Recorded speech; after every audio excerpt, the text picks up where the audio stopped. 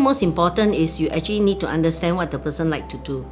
So if the person has been a housewife, every day doing what they do in the house in terms of washing, preparing, then we should actually continue to engage them.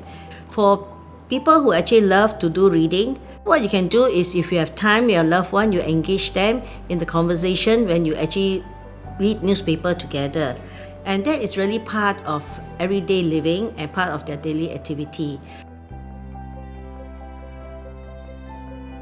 Let's say your mother has been cooking. Now the important thing to ask yourself is, what is the problem with the cooking activity? Is it she will burn herself? Or is it your mother can no longer cook a food that is tasty? That does not prevent her from doing preparation. So what I can do is let her prepare. In the end, you, the one who can do the cooking, can actually put in all the taste that you need and then let them fry. So loved one can still do cooking, but not maybe on their own, and they'll still be very happy. For someone who is driving, we also need to understand the stage of their ability. So if they can still remember to go to a place nearby that is a short distance because it has been their regular route, I would suggest that you go with them. Please make sure you are a driver yourself, so that as they travel that same road, if suddenly they discover that where am I, you can take over the driving. Most important, as a person sitting next to the driver, please do not give the person instruction. Because for a person living with dementia, for a moment, if you keep giving too many instructions, they become disorientated, and then you'll know they will be stuck.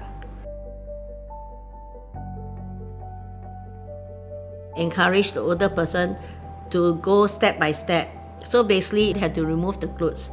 So then you just unbutton a bit unbutton, and then you get that. Can you take out your clothes, and then you just start showering. And so giving the dad some guidance, remind him this is what you need to do. And one of the things that I wanted to always to say to loved one is just ensure privacy. So when come to the part of washing, they are very private area, then I would say that you give them the soap, you leave the shower, and just say you wash yourself. Many of them should be able to cope. Sometimes we just need to understand, let them shower what they can shower. As long as they come out, they are not smelly, they are not getting some infection. Let's not be so particular. I think it's just being very obsessive about cleanliness, right? If you are very uncomfortable as a family member, try to seek help. There are a lot of people out there who are helper that can be hired to do showering 2 or 3 times a week. Another way that I always love to do is actually be the angel behind the person. Because that means when this person go out of the house, then you go 3 or 4 meters away from the person, and the moment that they come to a spot of unfamiliarity, they'll be very anxious. Then you, the angel, you, the family, appear, okay, and say, can I help you?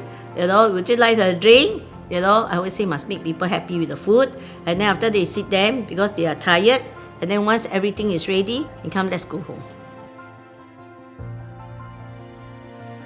If you are going to bring this loved one to see a doctor, please prepare all the documents that you have so that the next day when you want to bring your loved one, all your documents are ready and you will not be anxious. Secondly, please do not tell them tomorrow where we are going, because they don't have idea tomorrow is how many hours. So what you need to do is, number one, you must know the person routine. That means if you know that this person normally wake up at 7, by the time he shower, by the time he has a meal, his breakfast, he will only finish everything by 9 a.m. So whatever you plan, please plan after 9 a.m. Do not disrupt his routine, because the moment you disrupt his routine, he get very disorientated and he don't know what to do next. So then after that, 9 a.m., then you will tell him, Dad, we are going for see doctor, and then after that we are going to have a meal. Is it okay? What do you like to eat? Because then that will distract your dad.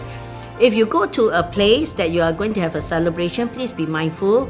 You can go and have a happy birthday party or whatever, but environment has to be conducive. Please be mindful that the older person cannot have an overstimulating environment, and then the person get disorientated also. Then the person get very upset because so noisy, they cannot cope with that noise, and then they say, I want to go home.